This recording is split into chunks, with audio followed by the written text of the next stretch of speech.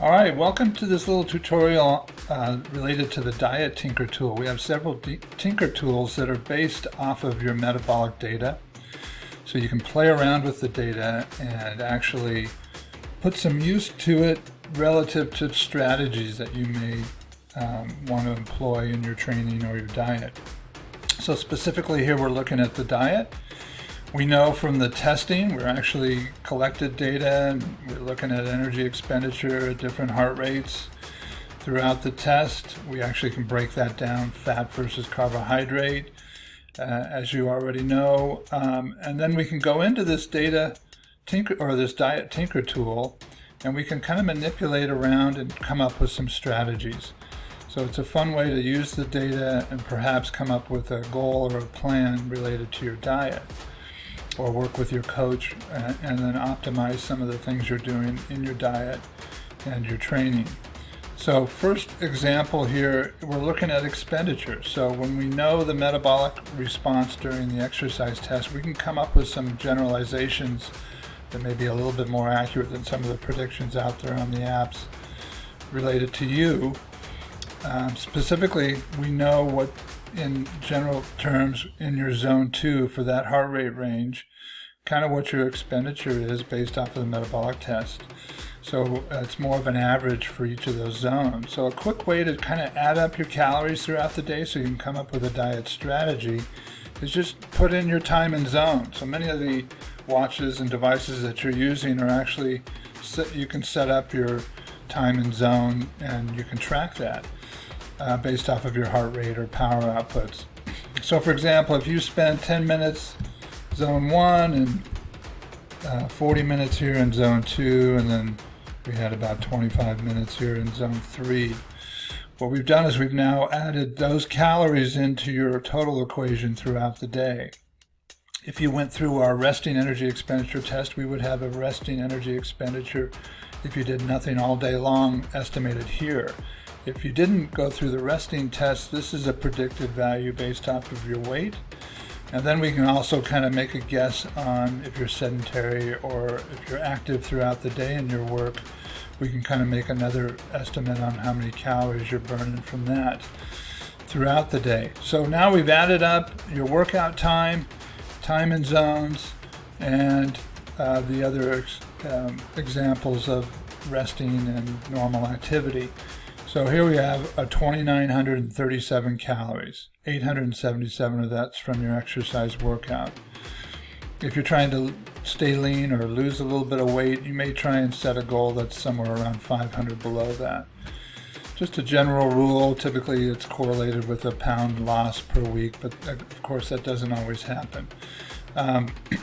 So that would be somewhere in the ballpark of where you want it to be on your energy intake.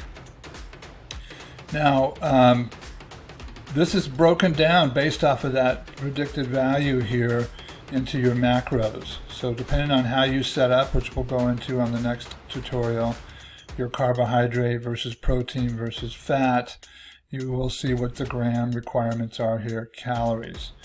So if you're tracking diet at all during a given week or two, you may want to come up with a plan, a strategy, and then see how your diet actually kind of correlates to what you were shooting for on the breakdown of the macros and the total expenditure of calories.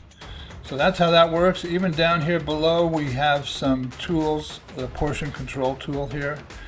Some people may be doing some kind of intermittent fasting, so they may only have 2 meals a day.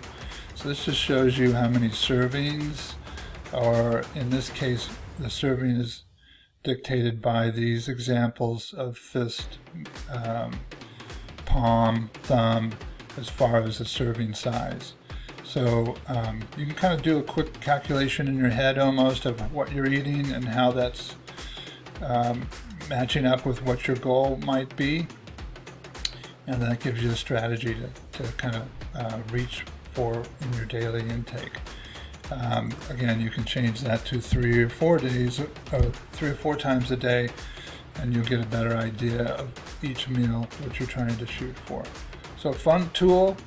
The idea here is just to kind of maybe make a little bit more clarification on what your energy needs are so that you can set up your plan accordingly.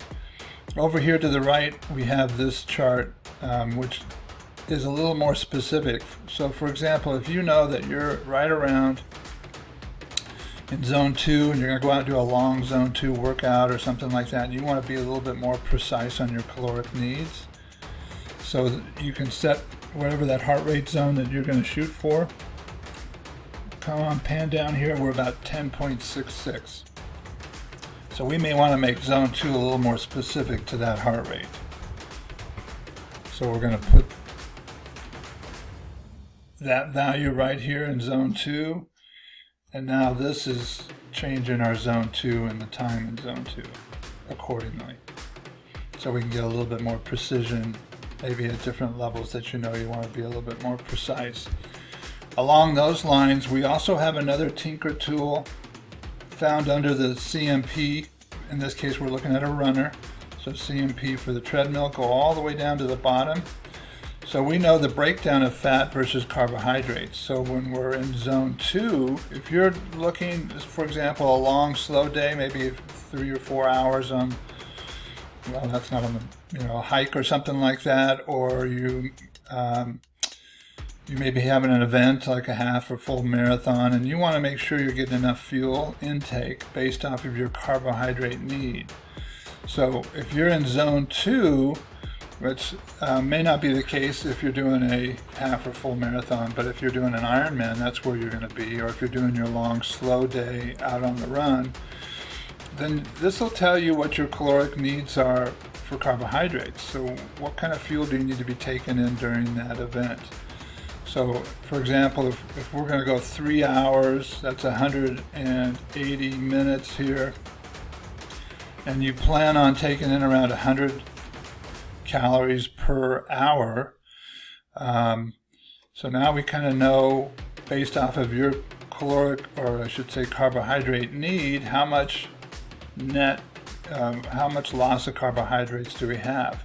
We're predicting based off of your weight what your stored glycogen is, about 2,100 calories. So we're still real good. If you're in zone 2 and you're taking in 100 calories, we got plenty of energy for that duration. But you can see how this can be used, for example, cyclists in a triathlon. We want to make sure we have enough calories left for the run so we can dial in according to where you're spending your time in zone 2 and see how the energy intake requirements should match up.